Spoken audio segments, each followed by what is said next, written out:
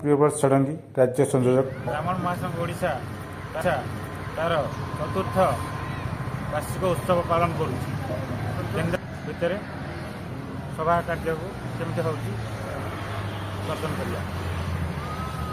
नमस्कार, जय जगन्नाथ। मु सरोज कुमार दास, कोषाध्यक्ष राज्य ब्राह्मण महासंघ ओडिशा। आज ये ब्राह्मण महासंघ ओडिशार चतुर्थ वार्षिक उत्सव आमर केन्द्रापड़ा स्थित बलदेव जी मंदिर सम्मुखें थिबा यात्री निवास अनुष्ठित होगा जाऊँगी। राज्यर विभिन्न प्रांतर पाखापाखि 300 रु ऊर्ध्व ब्राह्मण देवता माने जोगदेवार कार्यक्रम अच्छे। आमे वर्तमान मीटिंग चली सेठिकी जीवा देखिबा से ब्राह्मण मान संगे मिसिबा तांकर सभापति को भेटिबा तांकर अन्यान्य कार्यकर्ता जो माने अछंती सेमान सहित भेटिबा। जय जगन्नाथ। मु ब्राह्मण महासंघ ओडिशार सभापति चित्तरंजन मिश्र कहूची। आज आमर चतुर्थ वार्षिक उत्सव आज यात्री निवास केन्द्रापड़ा ठारे अनुष्ठित हो जाइछि एवं एथिरे जहा आज आमे निजको गर्व अनुभव करुछु कारण आमे जो आज सफल पाइछु 300 ब्राह्मण आज आसी केन्द्रापड़ा जिलार आम पाखे उपस्थित अछंती। बहु ब्राह्मण मानकर अवस्था जहा आज जदि आमे समस्ते एमती एकाठी होई आमे ब्राह्मण पाई किछि करिबा ये उद्देश्य नहीं आज जो आमे वार्षिक उत्सवटी पालन करूँ ताहा आज सफल एथिरे मु भारी खुशी। जय जगन्नाथ। नमस्कार, जय जगन्नाथ, जय महाप्रभु श्री बलदेव जी।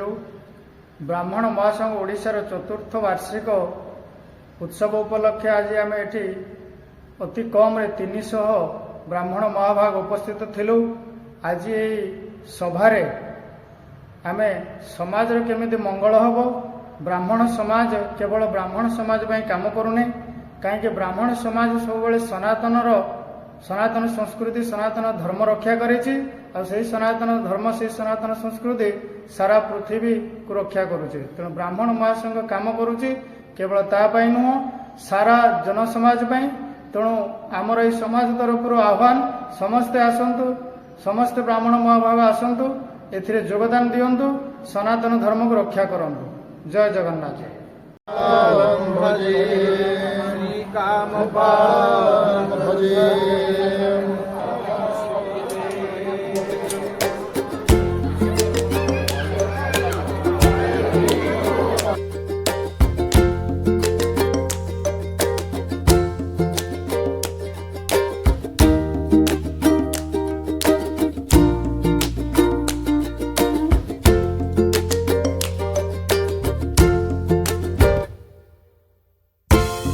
आसन अलंकृत करने सहित कार्यक्रम को आगू बढ़ाई अनुरोध करी अग्रज डॉक्टर पंचम सुंदर पाणी।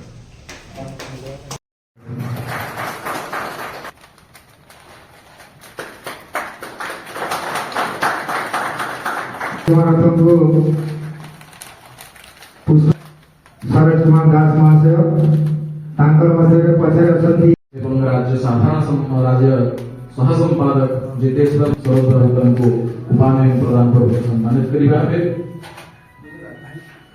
ओम मान्या वरेण्य अभिवंदनीय धन्याग्रगण्य गुरव मदिया आनंद माध्यौ विनिवेद्य मान्यं मन्ये वैसंतो।